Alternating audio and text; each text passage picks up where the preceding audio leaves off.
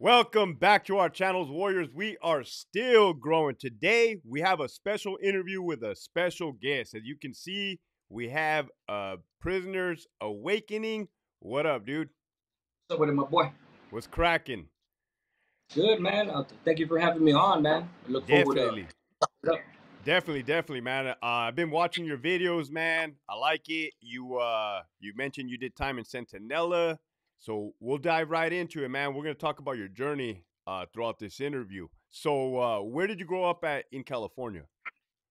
So I grew up in Orange County, Santa Ana, um, around well in Logan. That was my neighborhood that I grew up in, or Barrio Logan, whatever, Logan Street, and no relationship to San Diego Logan, completely different. But yeah, that's where I grew up in Orange County. You have a moniker, a nickname growing up? Yeah, Looney. My ex homeboys know me as Looney. Looney. Yeah.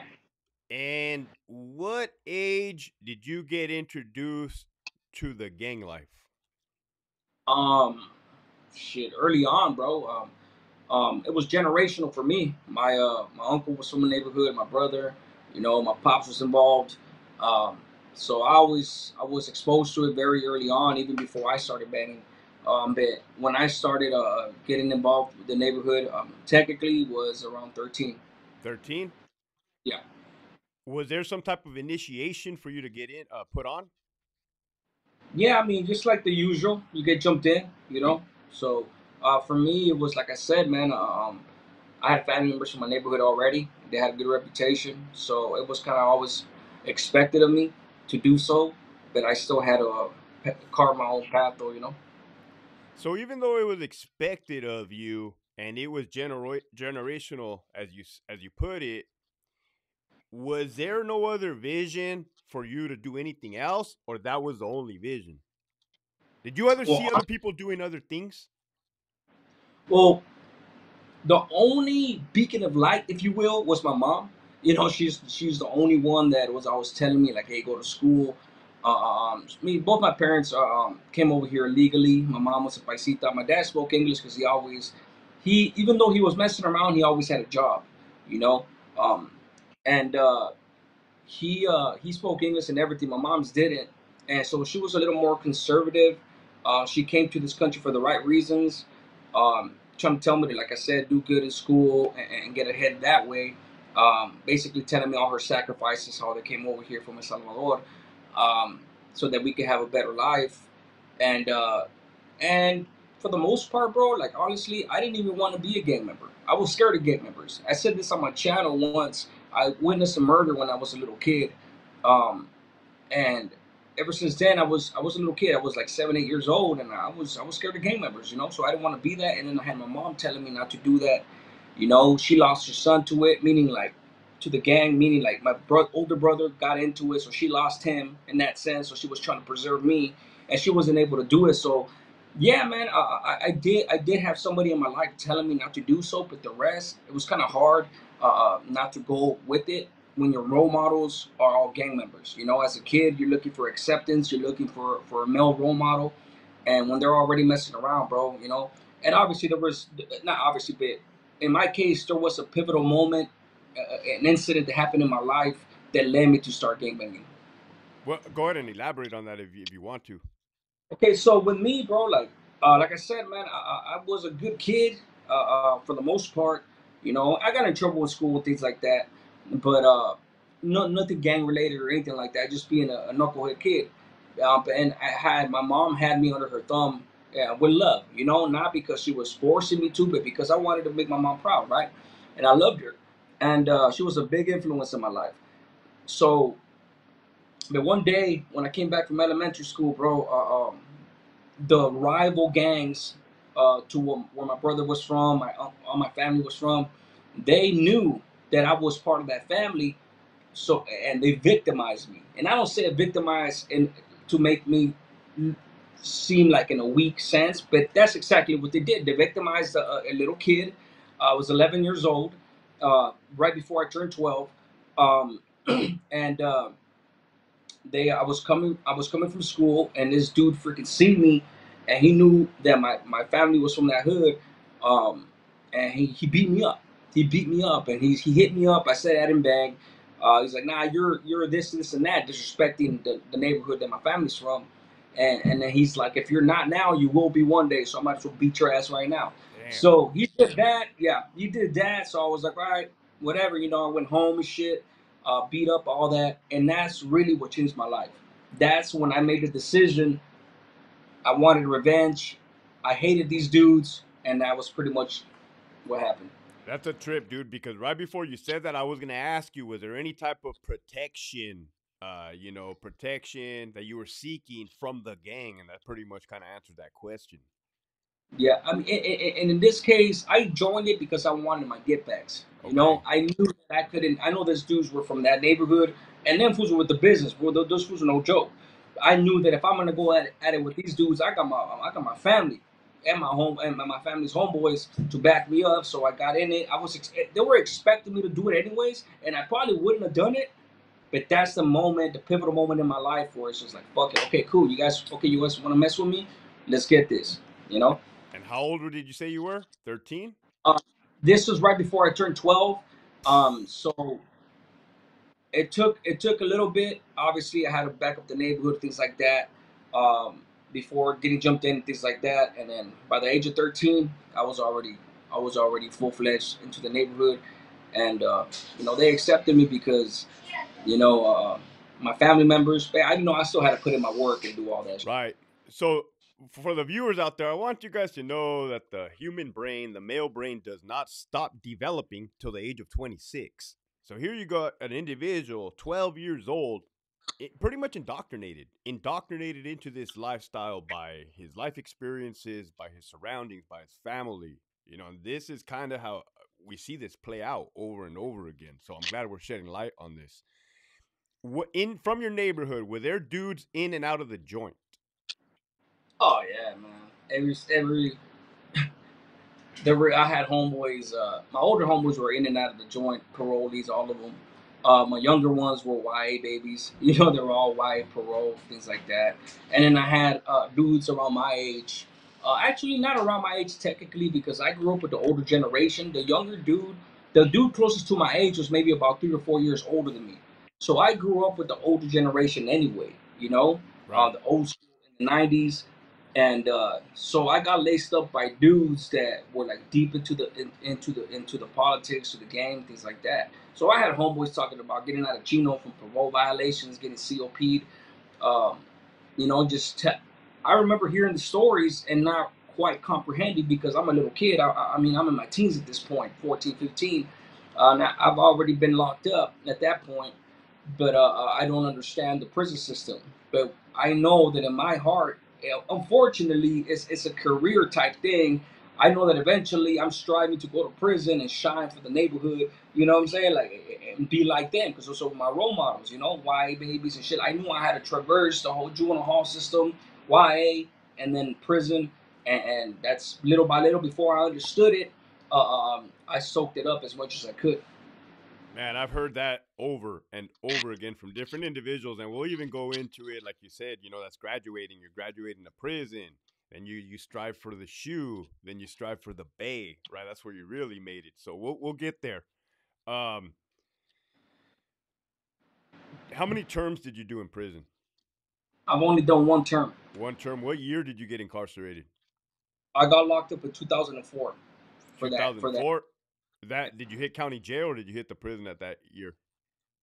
No, county jail, fighting my case. I was fighting my case for a few years, and then and eventually I went to prison. Which county were you in jail? Orange County. Orange County.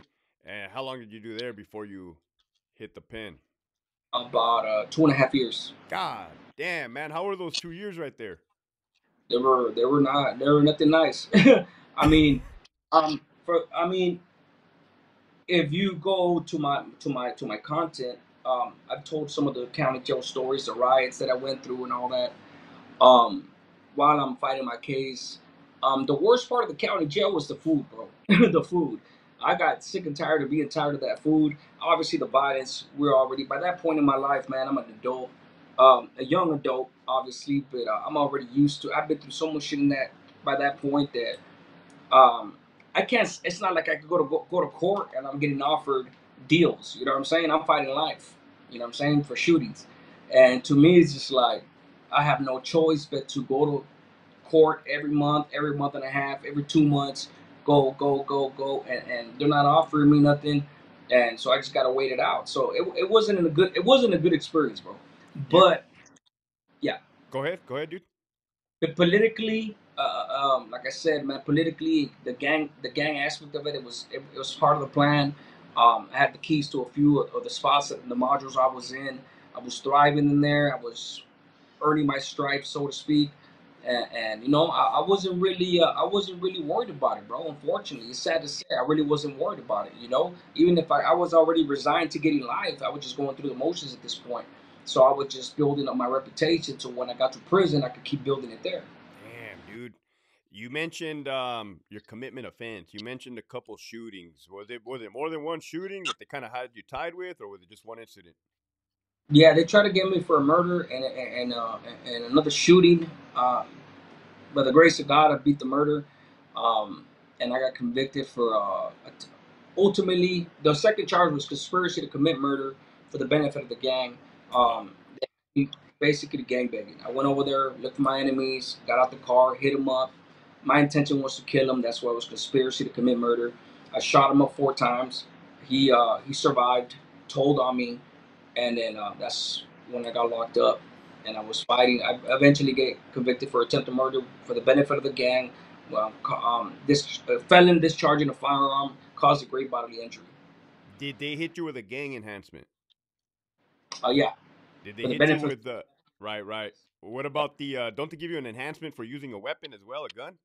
A gun Well, enhancement? if you have if I didn't have an enhancement as an adult, I didn't have a charge for carrying a firearm as an adult, so they couldn't hit me with that enhancement. Only if you have a prior, from what I believe. But yeah, they hit me, man, bro. They hit me with street terrorism, Oh. gang member discharging a firearm within the school zone, even though it was 9:30 at night. Oh. Uh, they hit me with like 10 different charges, but ultimately I signed for two of them. Um, and that's basically what it was. I got 5 years, bro. I got 5 years for attempted murder, and I got 10 years for being a gang member. Think about that. I got more Yeah. time for being a gang member than I got for shooting that dude several times. I ran into an inmate that had 4 life sentences, and when I asked him what he did, he said he handed the bank teller a note for a bank robbery. I'm like, you didn't kill nobody? He's like, no, I didn't even have a gun. So the system is just kind of weird with whatever it does, man. Yeah. The good thing is that as a result from them trying to lock us up systematically, bro, especially with the three strikes and all that, Yeah. and all the enhancements, bro, they overdid themselves, bro. Now with this 260, Prop 260, 261, a lot of dudes are being let out. Dudes that never committed nothing. I mean, you could literally go to the store with your homeboy, not knowing that this was gonna kill somebody, and because you happen to be part of the same gang, you get life too. That's fuck. That's messed up. That's not cool. I get that you're a gang member, and obviously the jury's gonna be like, well, if you didn't do this, you're gonna do something else, or you've done Oh, something yeah, else. yeah. So it's unfair, and that's why you've seen this whole rehabilitated movement, and a lot of dudes being let out, and rightfully so. Right, right. Now you gave me chills when you said that, man. Because as a lieutenant, I was able to talk to a lot of dudes and see a lot of dudes, and grow up in the department as a young CO with these same inmates, these same convicts throughout the years. And I watched them change, man, going through their classes, stopping their violence, going to the other side. And I'm like, eh, you know what I mean? And meanwhile, they're still stuck there while they're letting other people that shouldn't be out. And it's like I don't understand what they're doing. And obviously there's that too. Exactly. Yeah, yeah, dude, you got good dudes in there, man. Yeah, it's crazy, man. I really have nothing to add because you said it perfectly. It's an injustice. Yeah, it's different. So where did you go to reception? I went to Wasco State Prison. Did you get laced up there? Were you just touching down? Were you just kind of getting a feel for prison? So what do you mean by laced up? Like, did you the reglas? Did anybody put you on game with the rules? Okay, so like I said, man, my older homeboys always used to try to lace the youngsters up on the streets. Youngsters, still in the halls. It wasn't until I got to the county and especially in prison where a lot of the things that they told me started making sense. I was like, oh, Oh, this is what, because unless you're there, you're not gonna know. You know what I'm saying? So right, by the time, but when I got to the county jail, man, you got a lot of homeboys in there fighting cases that have already been in prison. At this time, obviously, we're adults, we're young adults. We have a better understanding. We could get a better grasp of the prison politics and things like that. So they lace us up there in the county jail. They lace us up there. Um, what to do, what not to do. For example, I knew that when I got to Wasco, we were on site with the Bulldogs, with the Fresno Bulldogs. I already knew going to reception that I had to be on my toes. And whenever I seen a bulldog, I didn't have no idea what a bulldog looked like. You know what I'm right, saying? Like I had no idea, bro. To me, they were a mystery. right. But I knew that as soon as I see these cats, I'm gonna take off on these dudes. It's on site. And down south, I'm pretty sure you know by now, we beefing with each other. You know, we the dude that I shot up was a Sureño. Oh We're shit. down. We're so deep down there that we beefing with each other. We don't have no thingos down south. You know Right. what I'm saying? We don't have bulldogs down south. It's either the homies are gonna be going at it with the blacks or each other. That's the only two enemies that we have. Unfortunately, it's racial sometimes, but it is what it is. So, uh, um, I'm trying to kind of like think about how a bulldog's gonna look like, so that when I see him, I can take off on him because that's just the rules, right? So they laced us up. To answer your question, yeah, they laced us up. They told us what to expect. Um, the number two, the two things they told me: don't get involved with politics. And this is my brother, and my homies. Don't get involved with politics, and don't use drugs. Dope debts. Those are the Facts. main things that they told me. Don't do those two things, and you're gonna be all right. When it's time to ride, ride. When you're asked upon to do something, handle your business, make the neighborhood shine, and that's just what it is. But yeah, so yeah, they definitely laced this up. Facts, facts, man. Hey, you mentioned down south beefing with each other. It is, well, I'm not gonna say it's common knowledge because maybe a lot of people don't know this, but in the streets, you can have two Sureño gangs beefing, fighting, killing each other. But when it hits the prison and or jail, there's an alliance, correct? Yeah, I mean, and that alliance came down um, from the organization members. Right. Um, they implemented that in the system, because in the streets we do whatever the hell we want for the most part. They got control, but the gang, they know that they can't stop the gang banging to a full extent. They can't stop it, but they do have control in the system. At least way back then, of course, they had an iron grip on the system. So you gonna mind somebody. So yeah, when we get into the system, man, your worst enemy, that's your homeboy, you know. And it's a trip because I remember. I'm glad you brought this up because I remember in the halls me rushing on my enemies and shit, and my brother was already in the county jail, already in prison right before I came of age. And I remember thinking, fighting so many dudes in the halls, that I was like, man, I can't wait to get to the county jail so that I won't have to fight these dudes no more. All we're doing is fighting each other. You know what I'm saying? Um, but yeah, man, that's basically the oxymoron. You know what I'm saying? Like you're all here killing each other, and when you go to prison, you see these cats, you have to get along with them. And obviously, there's always gonna be dudes breaking the rules, and I've broken the rules a few times myself when it came to my enemies in court, or like in our county jail. If you seen somebody that you didn't like, an enemy that you had beef with on the streets, in your regular module, you couldn't do nothing. You had to get along. But we used to find loopholes, and the loophole that we found in our county jail was usually if you rush somebody in court or you get off with somebody on court, it usually doesn't follow you back to your module. It stays where it is, and that's where you pretty much get it up with your enemies. And the reason why that happens is because that's where you're fighting your cases, right? Um, Case in point, dude from Walnut killed a couple dudes from Lopers, injured two more. They seen each other in court. It was on and cracking because no amount say so from anybody is gonna have a dude stop. He's not gonna be able to stop somebody that killed his homeboy, Damn. his family member. if I see you in court, I'm gonna get your ass, and I will deal with the consequences later. You Damn. know, and sometimes it would follow you, but for the most part, it wouldn't. It was almost like an unspoken thing. It became like an unspoken thing. Like if you have to handle your business in court. But it was really only usually if it was some type of serious situation where he killed somebody that you love, that type of shit. You know what I'm saying? So yeah, but yeah, we're not supposed to beef it with each other in the system. That's interesting, man. That's interesting. I didn't even know that the court was like a loophole like that, but I could see how that would work. Um, I mean, at least in Orange County Jail, right, in right. Orange County, that's all I can speak for. So, what pen did you hit after Wasco? Your first one. Calipatria. Damn, you went to Calipat level 4 right off the bat. So I went there with 52 points back when the before the point system changed. I was borderline level 4. I went down there and I didn't even make it out of R&R, bro. I got off on an SNY dude. I haven't even told the story on my channel.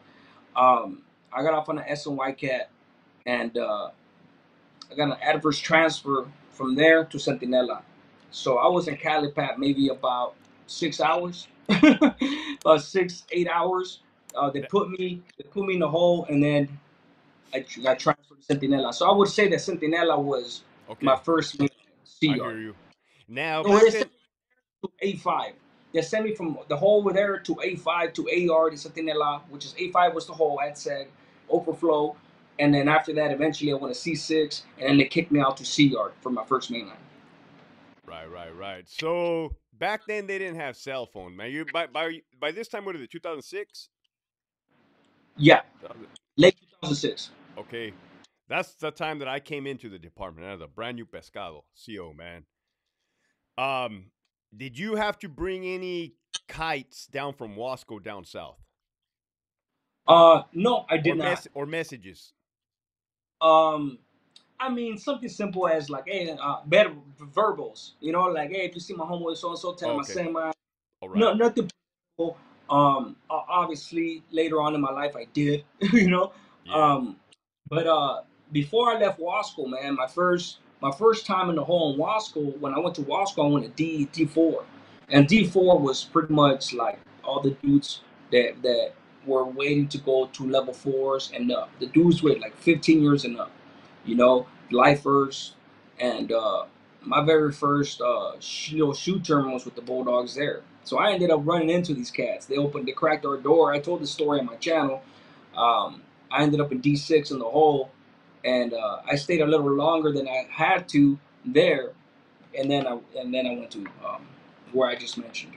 cool, cool, cool. So, man, we were at Centinela around the same time frame then, dude. So you hit A5, which was AdSig 270 design. You hit C6, which is the pods, the ASU standalone, and then you hit Charlie Yard, which is right there in front of C6. Was it level 4 or level 3 when you touched down?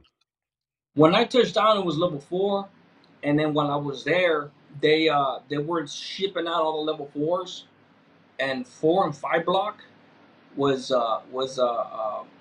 they took all the level 4s from there. I don't know if you remember a lot of these cats getting stabbed up because they were flipping the yard. I mean, it happens every time. They were. I don't.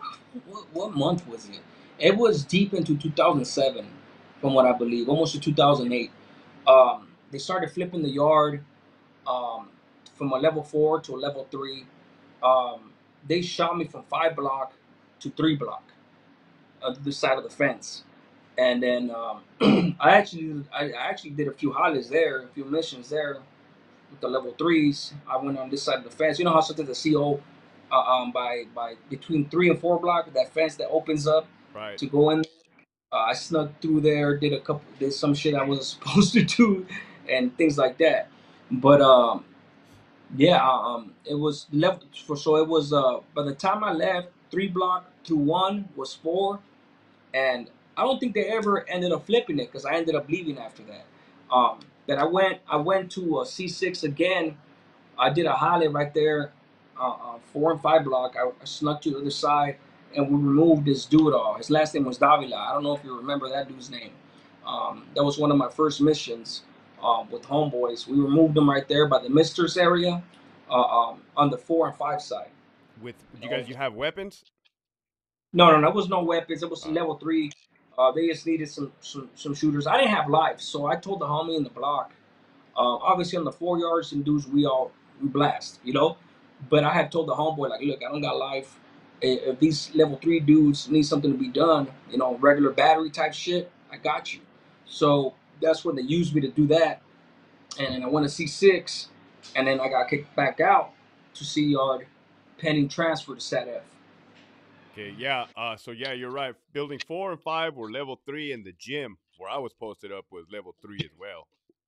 Buildings 1, 2, 3 were level 4, and yeah, dudes would constantly sneak over to the other side, beat people up, stab people, and fucking do Yeah, their I thing. did. I did two other ones where I blasted a few dudes on that side and got back to the other side. And I mean, I regret what I did, but it was part of the plan at the time.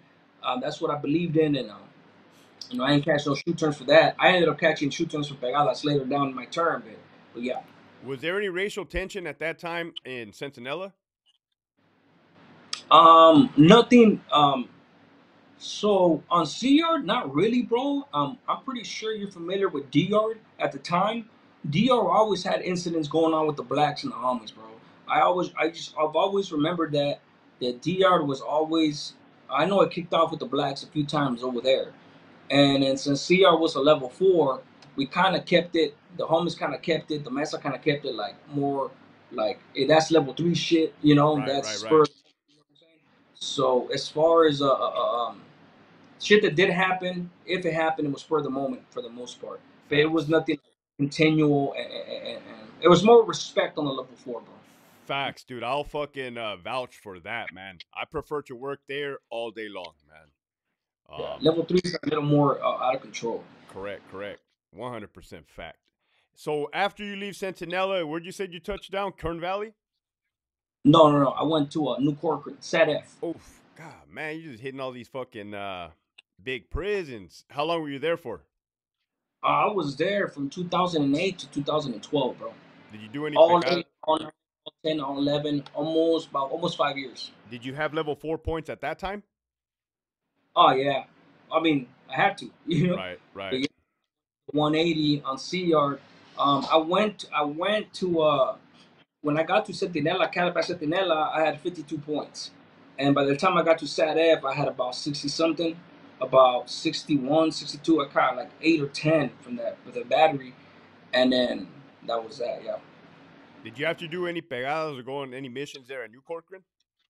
So when I first got to New Corcoran, bro, um, that's when it kicked off with the Norteños. And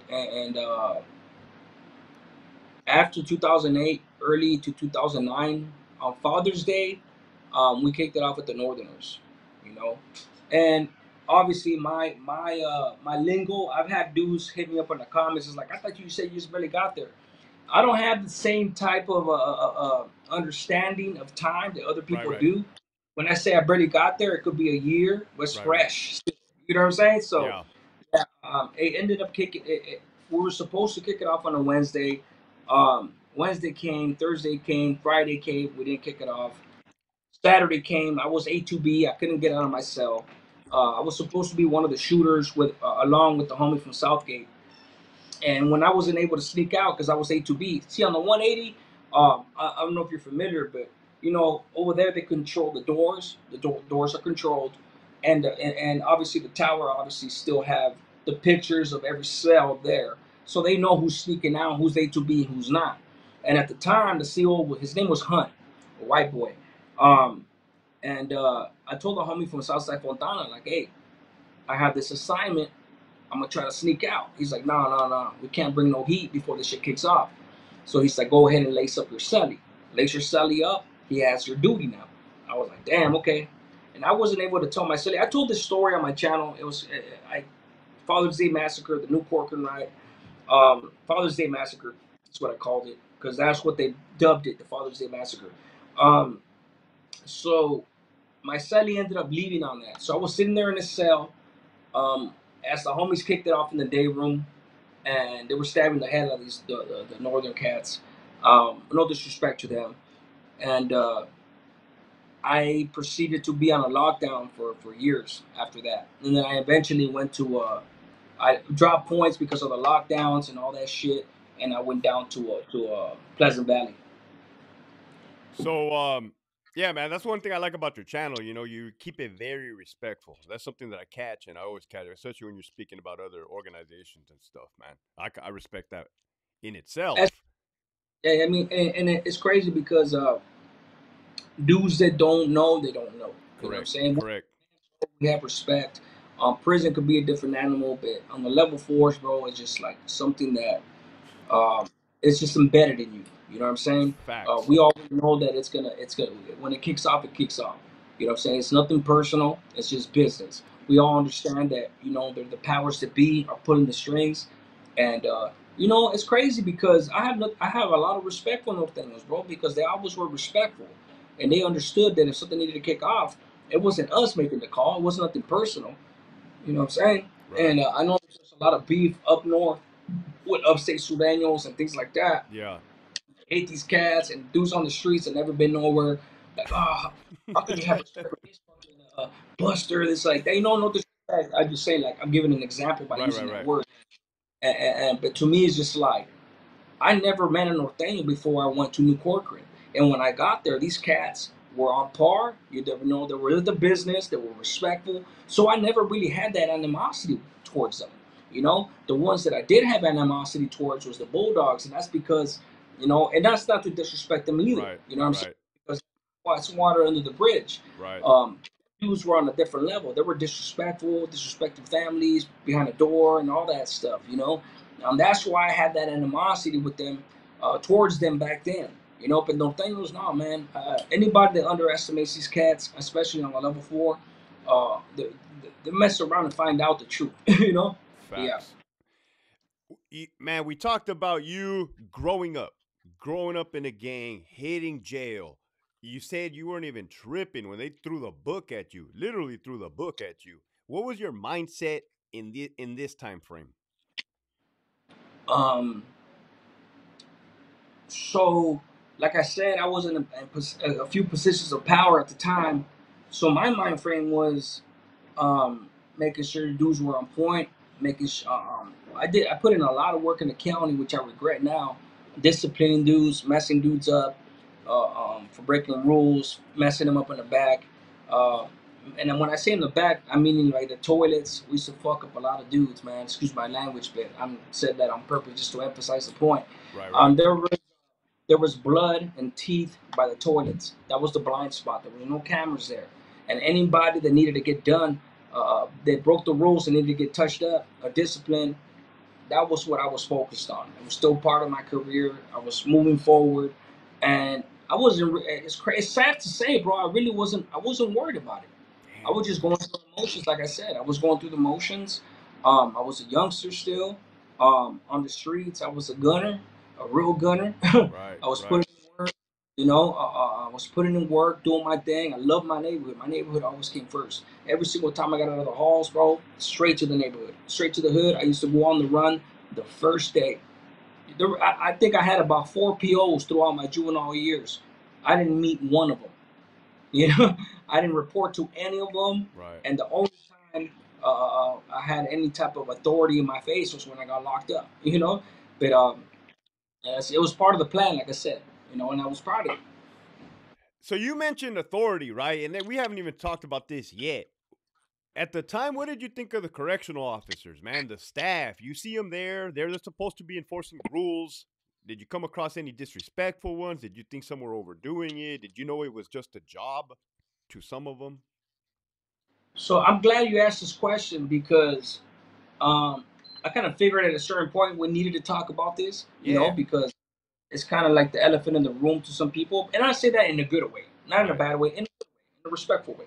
Um, and I'm like I said, I'm glad you asked that, bro. Honestly, bro. Let me say this: Orange County Jail and LA County Jail, the deputies are pieces of shits. Back then, they were pieces of shits, and the reason I say that is because they were fucking killing motherfuckers. They hated them. They hated gang members. They were killing us. They were beating us up. In Orange County Jail, they have that green wall, green wave shit as well. The sheriff's deputies, and those ain't COs. For anybody out there wondering, they are not COs. They're sheriff's deputies. They're that do time.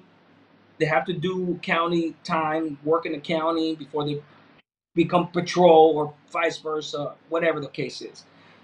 And them cats, bro, they had this dude Buffon, man. His name was Buffon. He was under investigation for 2 murders. And then eventually I found out that, they sent FBI agents undercover. They beat the shit out of those FBI agents Oh too. man. The 3,000 boys and all that. That trickled down to Orange County because, hey, bro, they were legitimately beating dudes up for no reason, you know. And the reason they would not do it to the homies in Orange County too much was because a few homies blasted some of those deputies, you know. Um, and the messed up part is that the county jail was nothing like prison. It was nothing like prison. Imagine an environment where deputies that are racist preying on paisas and other races, blacks, handcuffing them, throwing them down the stairs to where dudes were getting their cranium cracked Fuck. from the concrete stairs just because them dudes were basically gang members as well. They were part of a deputy gang preying on convicts, on inmates. That to prison. So even back then, we had the homies, the older homies in the modules talking about it, and they're like, prison is something like this. COs ain't gonna fuck with you like that. They know better. That type of shit. They're gonna be like that. They know better because over there, fuck, you kick off a whole riot. You try to beat up somebody for no reason. And Right. so obviously the rule was that, but if a dude in prison takes off on a CO, they got the green light to beat the brakes off him. You know what I'm saying? Right. And it's accepted. It's accepted from the convicts. If you take it upon yourself to take off on a CO in prison, at least you're giving them a reason to beat the shit out of you and Oh. send you to the hospital. You know what Right. I'm saying? Right. It comes with the Definitely. territory. You beat the shit out of a CO, they're gonna beat the shit out of you. You know what I'm Right. saying? Like, that's Facts. on you, boy. That's Facts. on you. And the rules are you cannot be disrespected in the county jail Right. or in prison.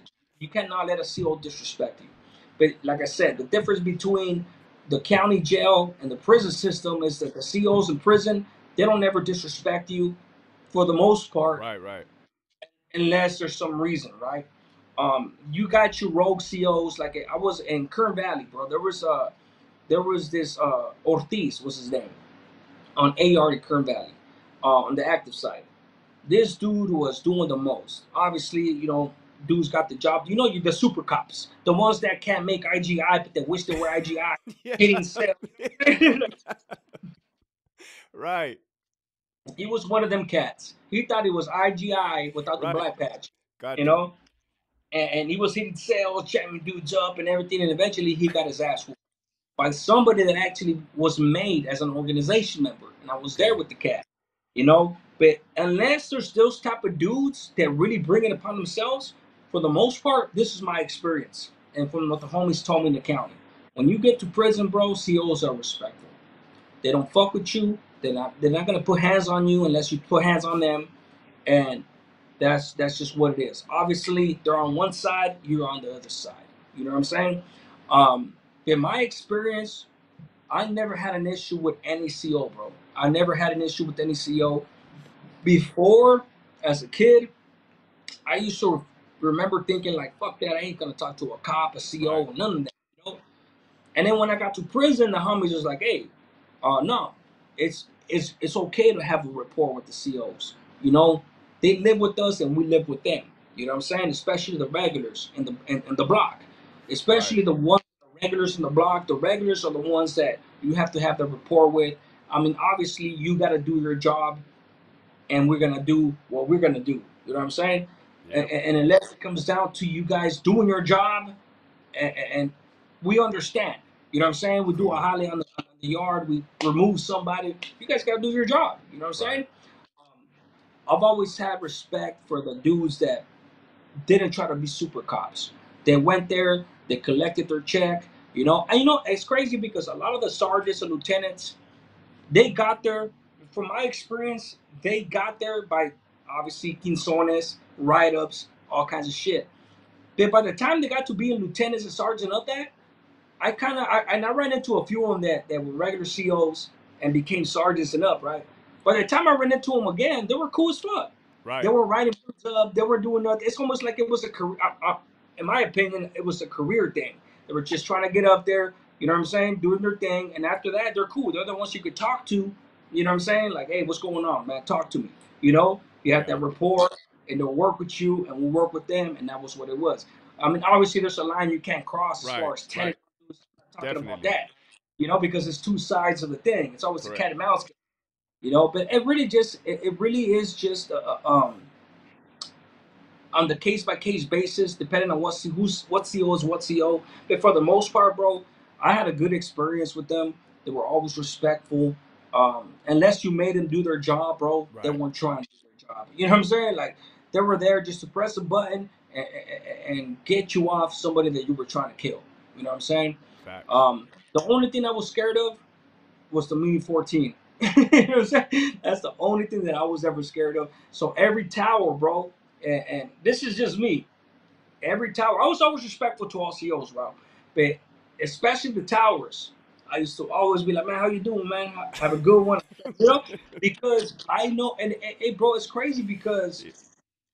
that human communication, like, if you got a trigger happy dude up there, right, and this worked for me in juvenile hall, right, and if you have a trigger happy cop, CO on the tower, and he don't know you, and you're stabbing the hell out of somebody, he could dome you. You know what I'm saying? He could kill you. It's his job. If you don't stop when he tells you to stop, eventually he could kill you. But if he knows me and I talk to him every day, we got that rapport. Maybe hopefully he won't kill me right away. You know what I'm saying? Like, and I always had to balance that out, bro, because I knew that by that time, I'll be honest with you, I didn't want to put in no more work. I just wanted to Right. do my time. I wanted to get out when I got out, and that's just what it was, you know. But yeah, Yeah. that's my 2 cents on that. Man, I'm kind of glad you're out, man, because I don't think that theory's gonna work. Like, if you try to like get to talk to the cop, like, if they're just gonna see two guys in blue stabbing another guy in blue, they're just gonna shoot if they don't So, stop. so this is my point with it. Maybe on the yard, yeah, from far away, yeah, Right. but Right. in the day room, you know what I'm saying? They they they know who comes out the cell, Right. Well. and Yeah. you got to Bertha. You got to shoot the Bertha. If they shoot the Bertha a few times, And um, and they know yeah, who's getting stabbed too, so they're like, "Oh, that dude had it coming." You know yeah, what I mean? They exactly. they know who the Depends. victim is too. So I mean, I'm not saying that it's gonna work for Right. Right. sure. You know, I try to do, and I'm not saying that I was trying to be fake, I hear you. because I mean the dudes were cool, you know, like Right. the towers. Right. There's some towers that I was cool with, bro. You know, give me an extra phone call, things like that. You know what I'm saying? And I would righteously appreciate that, you Right. know. And but that personal connection, that personal element, sometimes will stop you from Right. pulling the trigger before you have to pull the trigger. And You know. I'm glad you addressed the elephant in the room, man, because it reminded me. I watched one of your videos. Actually, I watched them all, but I watched one of the videos. You said that in in jail the deputies will beat your ass for no reason, and I've heard that from numerous people. Right? I never worked there. I never been there, so I've never Yeah, it's seen not it. like that no more, but yeah, it used to be. Yeah. And then you said in the prison, the SEALs will get off on you. If you attack them, they're gonna beat the shit out of you. And they're like, it's almost like they're waiting for you to attack them so that they can uh, get Maybe off some on of you. them, But you know for what? You're sure. right. You're right. You're right, because as much as we all want the peace, of course, right? But you know, all the bullshit you're going through, I'll keep it real with you, man. I keep it real on this channel. For sure. You know, the frustration, your wife fucking nagging you at the pad, the dog nipping at your ankles, the speeding ticket you got on your way to work, right? Your captain, your AW asking you to do dumb shit. And then it's like, man, I just wish a motherfucker would, right? You know, that thought process. And we used to talk about stuff like that, man. Yeah, for sure. We used to even say stuff like, man, if and when I get assaulted, I'm going out workman's comp. You ain't ever gonna see me again, man. Like, you know what I mean? Right off into the sunset. Fuck this Yeah, place. We ain't exactly. trying to be there, man. Um, I get it. So trust me. And you guys, you know, you guys or COs, you, like you're there with us. You guys see Facts. savage shit. You know what I'm saying? You Facts. guys go through savage shit. You guys have been stabbed. You guys have Right. been attacked. So for Right. anybody out there thinking that because they're COs that they don't know shit or they're weak or shit, bro, they're there watching dudes get sliced up, stabbed, killed. That type of shit fucks with your head eventually, bro. Right. You know, Yeah. you may not go crazy. I got PTSD, Right. bro. I Right. got a full Right. PTSD. You know what I'm saying? I wake up fucking sweating with my heart Right. racing still. You know, you guys do too. They do too. You know what I'm saying? And it's because you're in the trenches. It's a Facts. form of battle. And but yeah, you're right. I mean, of course, there's dudes, man. We're all human beings, man. That's We're right. all human beings, especially man, we go in there and you gonna see a dude that you don't like. There's some especially no disrespect to my black brothers, man, but I know there's a lot of black individuals that push paperwork 602s, have a big ass mouth that I wanted to beat their ass because of that. You know what I'm saying? There's a lot of good dudes, We see it. black dudes. Yeah, No, I'm saying we see it. We see who's who, yeah, what's what, who's doing, who's yeah. pushing paperwork, who's taking their licks. You know what I mean? And then we try to help you guys out on the back end. Like it doesn't matter whatever race. Like if you guys, like if we accidentally fucked you guys over inadvertently, it's like, all right, this dude just kept it solid, didn't say nothing. Let's hook him up with an extra lunch, a floater radio, some shit. It's a trip that you said that because it's almost like if you take off on a CO, if you take your ass whooping and you get your ankles broken, and you don't say shit, guess what? We leave you alone. I mean, obviously, if you take off on the CO, they're gonna fuck with you for a little while longer. Man, Um, but after that, man, that respect element is there. Like if we're with the man, business, there's a respect angle. So there's definitely politics on both sides. And man. we're human beings, bro. We're human beings, and I'm telling you, man. Hey, were you there? Let me ask you this: do you remember that incident that happened in Tehachapi when Sureños stabbed a lieutenant and I think another CO? The Do you sergeant. the I I sergeant? There, I read the whole entire report. okay. I know there was a homie from Orange County. I actually knew him that was involved in that.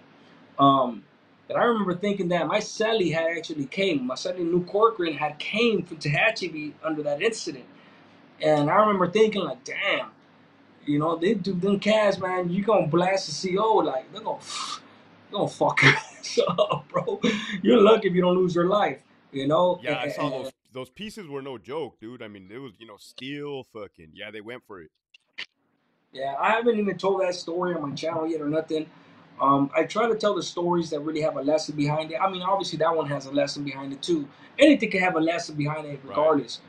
And the reason I haven't told it is because I don't like glorifying shit like that, especially when it comes to COs and shit like that. Because right. honestly, bro, like I never had a bad experience with COs, bro. I mean, I saw extracted before, and they fucking put hands on me, you know what I'm saying? But it was only for them to fucking put me in restraints and things like that. But yeah, When when you cell extracted, did you have a celly?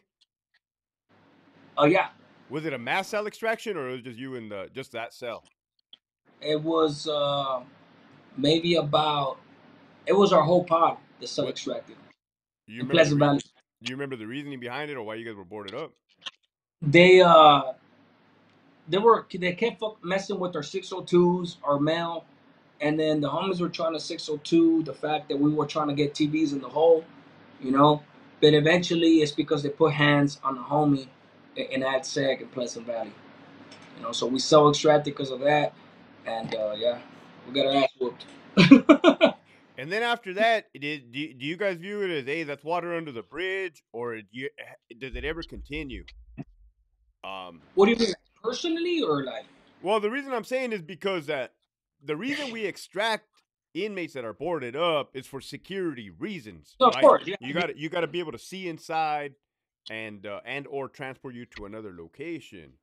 Um, but it almost feels like, hey, we just have to go through the motions to show we're not a bitch, to show that we're gonna go through ride all the way. Is that what it is? Um, well, for us, it's a Yamada. When a Yamada comes down, bro, you have to handle business. You may not agree with it, Right.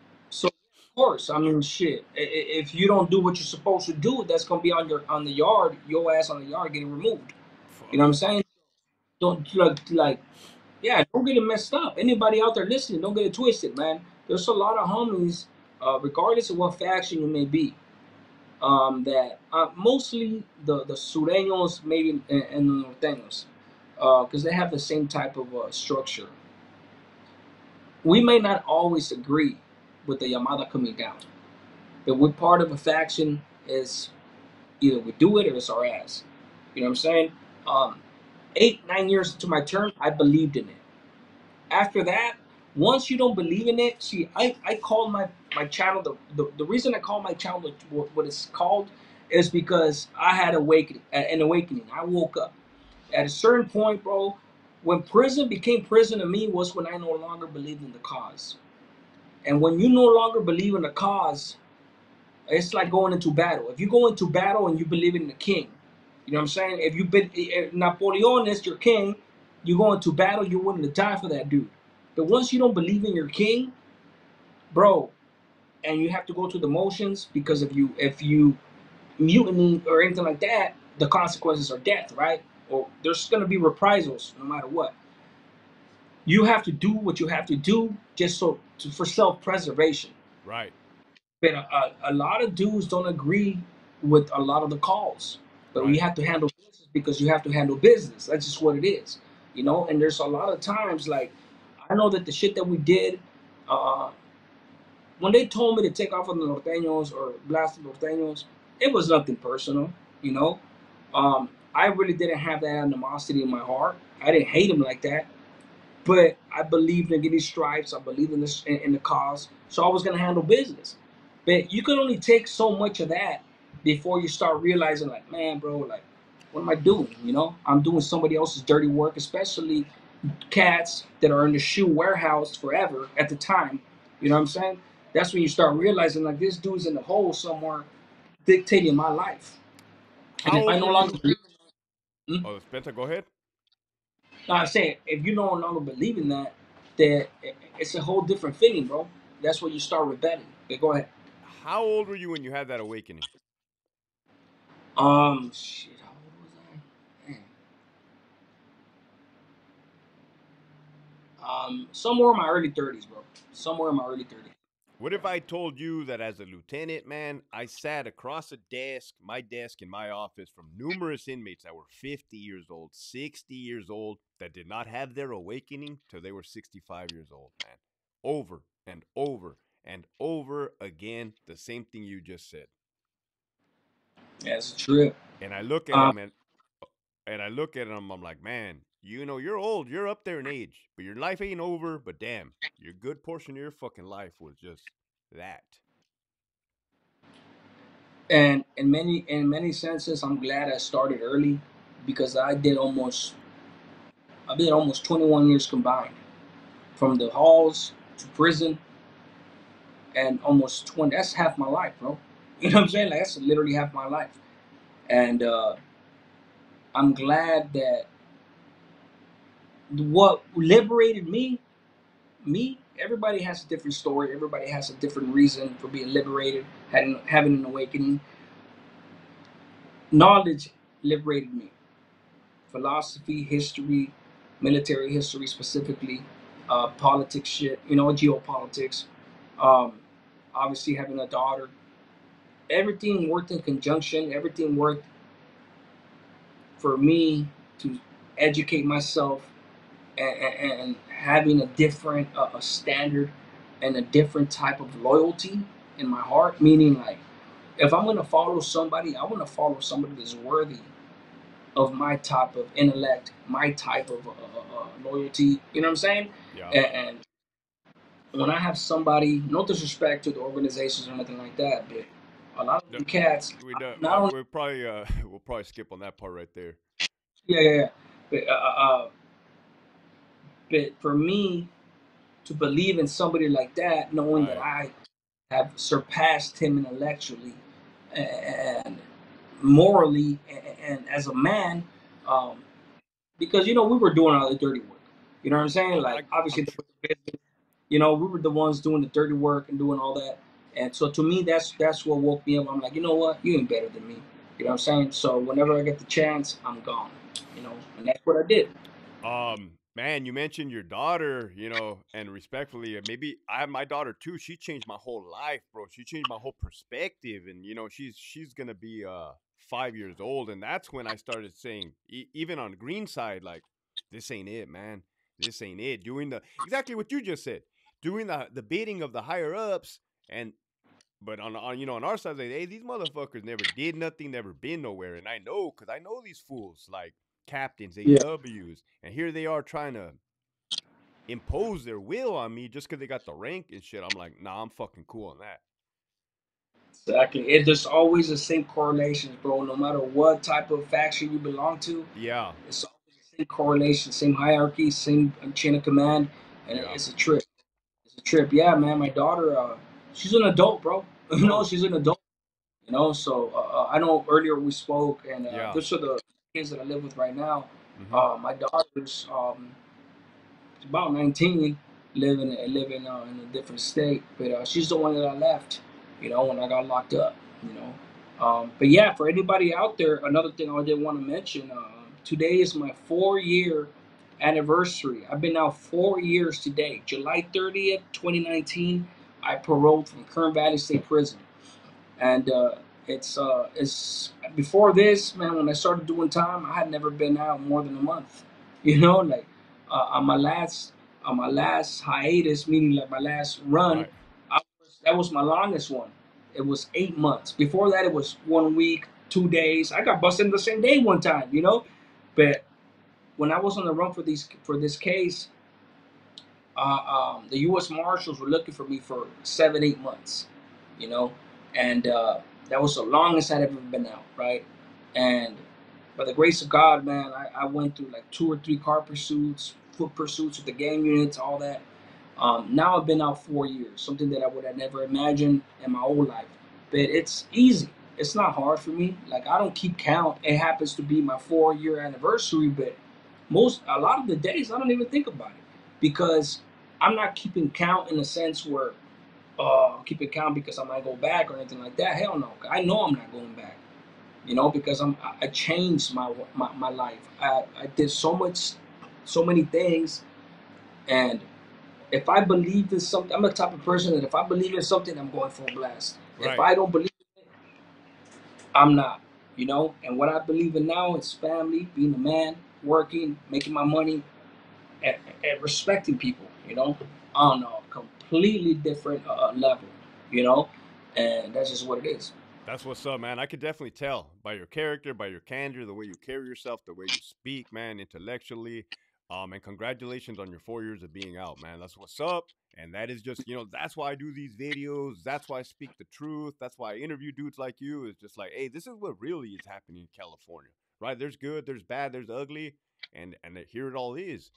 What message would you give to the youth, just like when you were a young kid, man, growing up in the hood? What message would you give them with all your life experiences? So look, the youngsters are one of the most complicated things that there is out there. You know, because they haven't lived a life. They think they're probably know it all. You know, uh, they think that if you went through that, well, that's not gonna be me. You know what I'm saying? That's not gonna be me. I'm gonna do something else. You know, and I ain't gonna get caught. You know, that type of shit, right? You know, there's ignorance, and when I say ignorance, it's not mean that ignorance doesn't mean you're stupid or dumb. Ignorance just means you don't have knowledge in a certain area, meaning you're ignorant of a certain experience, topic, what have you. But like I say, man, a smart man learns from his mistakes, but a wise man learns from other people's mistakes, right? Try to learn from the mistakes of others. That's what would be my message to the youngsters out there. Try to learn from the mistakes of others and not think that you could do better or get away with some stuff. You know what I'm saying? And when it comes to me, every time I got preached to, I think this is an important point. Every time that I got preached to by the older homeboys was from dudes that had turned Christian. And religion could be a big turnoff for a lot of people, Right. especially young, because they don't understand it and they want nothing to do with it. Who wants to sit in church as a kid? Nobody. You know, especially if you went to church with your parents. You know what I'm saying? Like to me, Yeah. I've already heard that, bro. I don't want to hear you. You know what I'm saying? So, me, when I try to talk to the youngsters, I don't come through a religious aspect. I come from my experiences and letting you know, like, dude, these stories that I'm telling, you do not want to be part of those stories. You may think that they're going to give you notoriety and stripes and juice in your barrio, in your hood, in your gang, whatever. But trust me, bro, they'll throw you away just as fast as they'll pick you up. Just trust me, bro.